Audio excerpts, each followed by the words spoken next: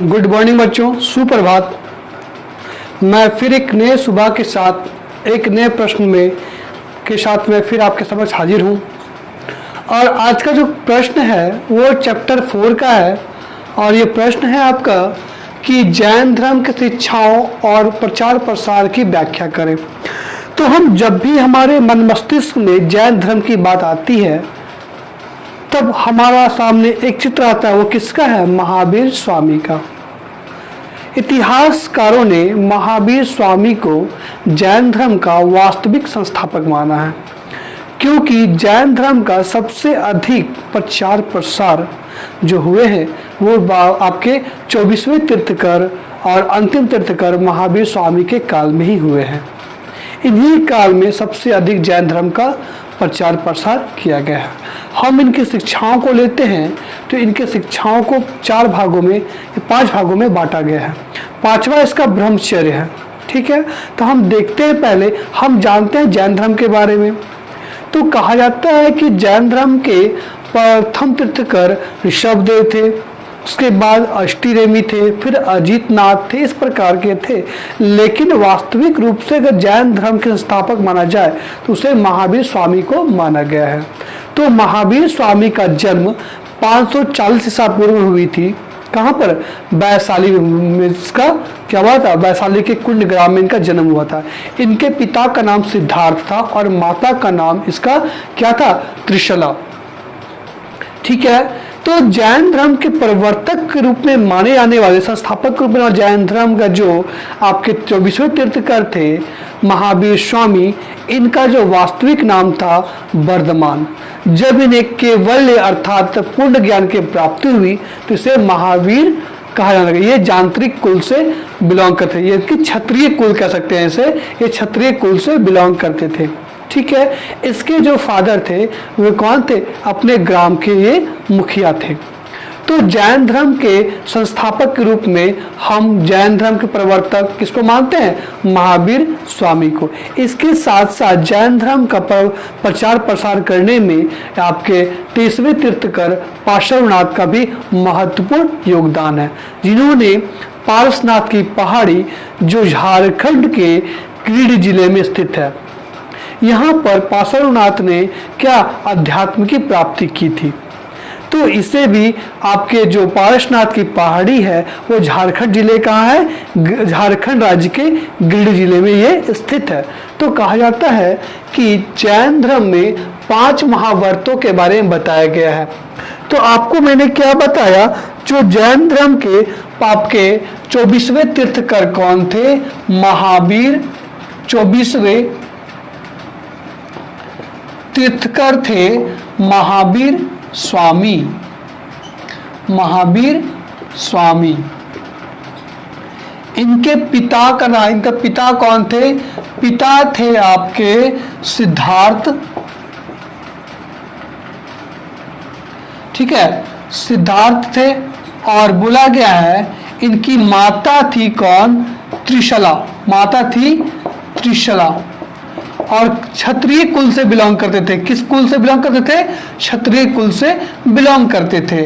और महावीर स्वामी को ही इतिहासकारों ने जैन धर्म का वास्तविक संस्थापक माना है। इसके अलावा इतिहासकारों ने ये कहा है, वैदिक धर्म ग्रंथ ऋग्वेद में आपका जैन धर्म के प्रथम प्रवर्तक या तीर्थकर ऋषभदेव को माना है। इसमें ऋषभदेव, आपके अष्टीनेमी और अजितनाथ की भी व्याख्या की गई है, लेकिन वास्तविक रूप से हम जानते हैं कौन? महावीर स्वामी, जिनका वास्तविक नाम वर्धमान था, जिनका जन्म कब हुआ था? 540 ईसा पूर्व में। कब हुआ था?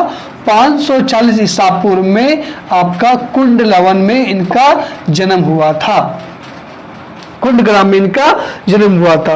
बोला गया है 23वें तीर्थकर आपके पार्श्वनाथ से ये 250 वर्ष बाद, मतलब पार्श्वनाथ से ये 250 वर्ष बाद, 250 वर्ष बाद ये क्या है? इस देश धर्म में ये आए। ठीक है, तो कहा जाता है कि यहाँ पर तो जो जैन धर्म में आपके 5 महाव्रतों को बताया गया है जो जैन धर्म के सिद्धांत के रूप में व्याख्या करते हैं। तो जैन धर्म के 5 महाव्रत कौन कौन से देखते हम लोग हैं। तो पहला व्रत है आपका सत्य वचन। क्या है पहला?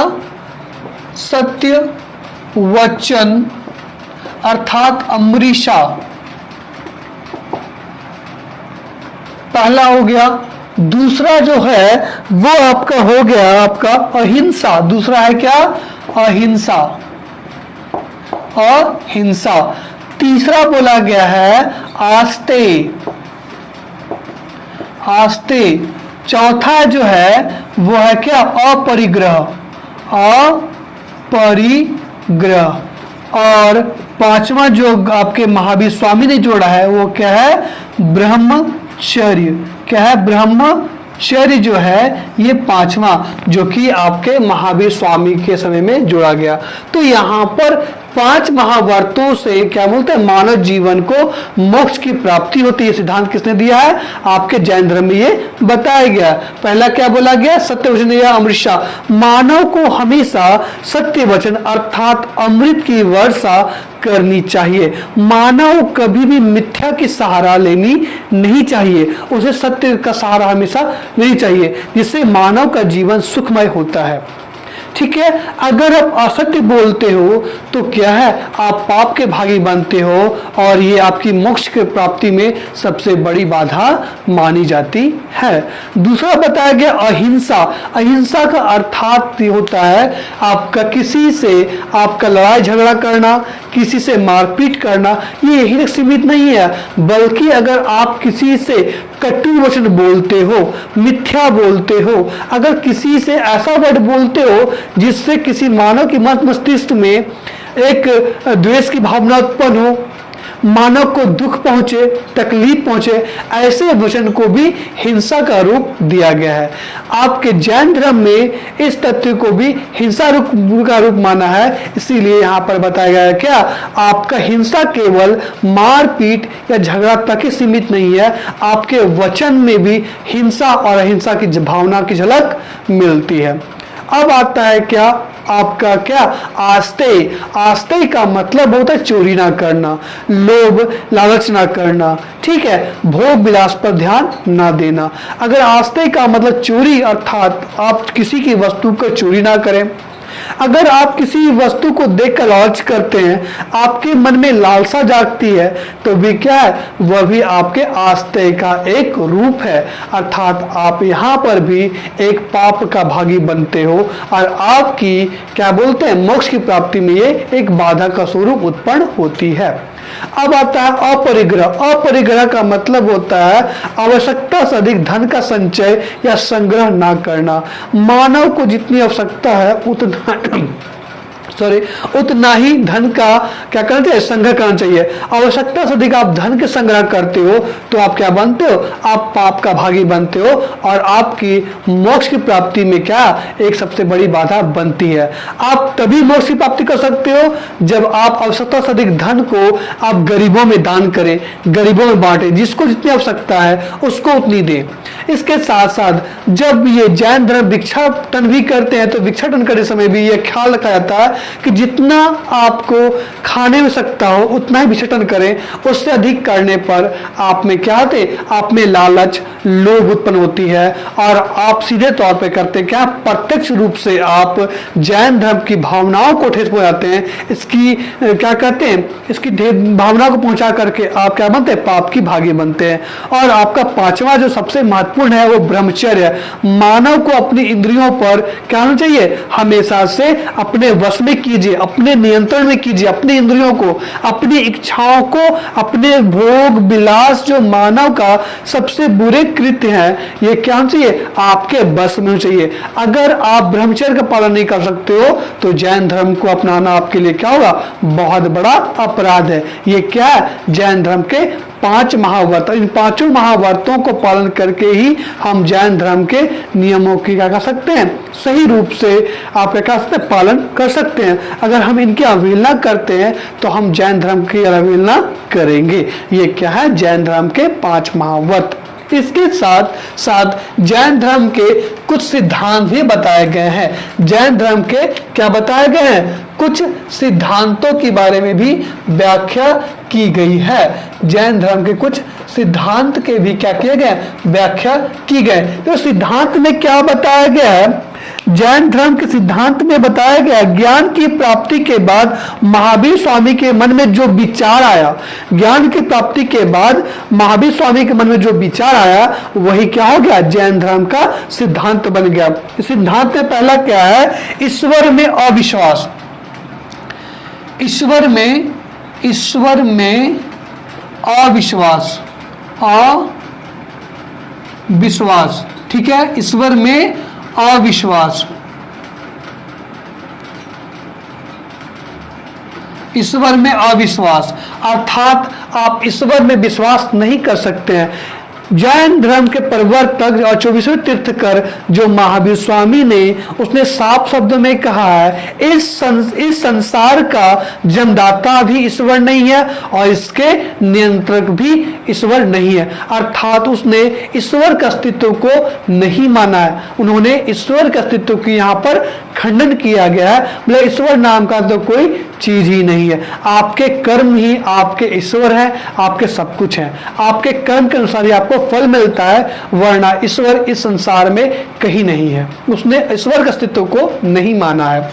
दूसरा बोला गया है आत्मा का अस्तित्व। उन्होंने आत्मा के अस्तित्व को माना। उन्होंने कहा है मानवों के साथ साथ प्राणियों के साथ साथ आपके पेड़ पौधे जंगल वन सभी चीजों में आत्मा का वास होता है और इसी आत्मा का वास होने के कारण से हर एक चीज में जीवन उत्पन्न होती है। चाहे वो पेड़ पौधे हो, नदियां हो, पवन हो, पर्वत हो, जो भी हो, ये क्या सभी में आत्मा का वास होता है। इन्होंने आत्मा पर विश्वास किया है। अब बोला गया है कर्म का फल और पुनर्जन्म। बोला गया है क्या? दूसरा आपको क्या बताया? आपको आत्मा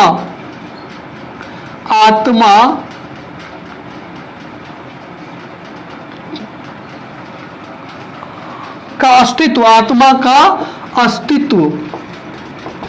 अस्तित्व। तीसरा क्या हो गया?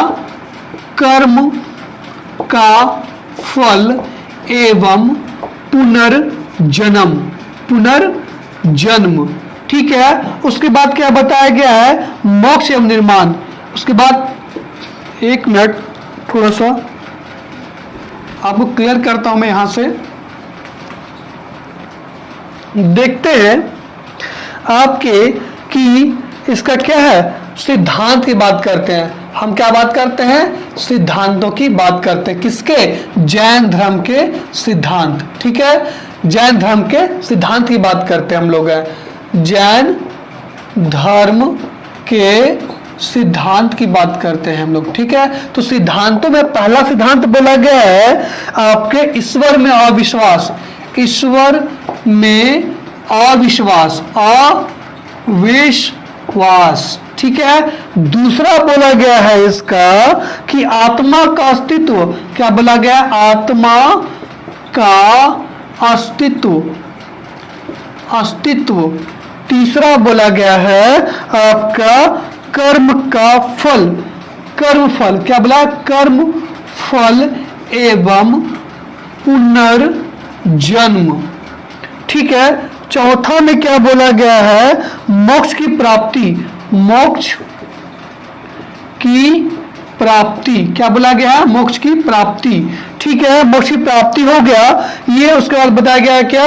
आपके क्या? ईश्वर में अविश्वास, आत्मा का अस्तित्व, कर्म फल एवं पुनर्जन्म एवं मोक्ष की प्राप्ति बताया गया है। भगवान महावीर स्वामी ने आपका जो बताया ईश्वर में अविश्वास रखा। इस संसार में ईश्वर नाम का कोई चीज ही नहीं है। अर्थात इस संसार का जन्मदाता ईश्वर को नहीं माना है और ना ही ईश्वर के नियंत्रण में यह संसार है। ये मानवों के बस में और प्रकृति के बस में संसार को उन्होंने बताया है। अब बताया गया आत्मा का अस्तित्व। उन्होंने आत्मा के सिद्धांत को माना। उन्होंने कहा है कि प्राणियों के साथ साथ पेड़ पौधों में भी क्या होता है? इस संसार में जो भी चीज है सभी में आत्मा मौजूद है। इसके बाद बताया गया है क्या, आत्मा का अस्तित्व हो गया। अब कर्म का फल, हमारे कर्मों का फल ही हमें क्या कहता है, हमें पुनर्जन्म देता है। हम जैसा कर्म करते हैं हमारे कर्मों के अनुसार कहता है पुनर्जन्म का होता है। इंसान का पुनर्जन्म को उन्होंने आवश्यक माना है कि हमारे कर्मों के अनुसार ही हमारा क्या होता है, पुनर्जन्म होता है। और चौथा बताया मोक्ष की प्राप्ति, आप अपने को लोगों के लोभ लालच दुख इसमें सबसे मुक्ति जब पा लेते हो तब आप मोक्ष की प्राप्ति करते हो। मतलब लोभ लालच दया दान जो भी चीजें हैं हमारे मोह माया को त्यागना ही क्या है, हमारी मोक्ष की प्राप्ति। तब हम साधुत्व की प्राप्ति कर लेते हैं। ये हमारा क्या है, मोक्ष का ये रास्ता जहां हमें निर्वाण की प्राप्ति होती है। धन्यवाद बच्चों। अगर ये वीडियो आपको पसंद आया होगा तो इस वीडियो को लाइक और शेयर जरूर करें। धन्यवाद। खुश रहिए, खुशहाल रहिए और इस लॉकडाउन का पालन कीजिए और अपने परिवार का इसमें सपोर्ट कीजिए। धन्यवाद।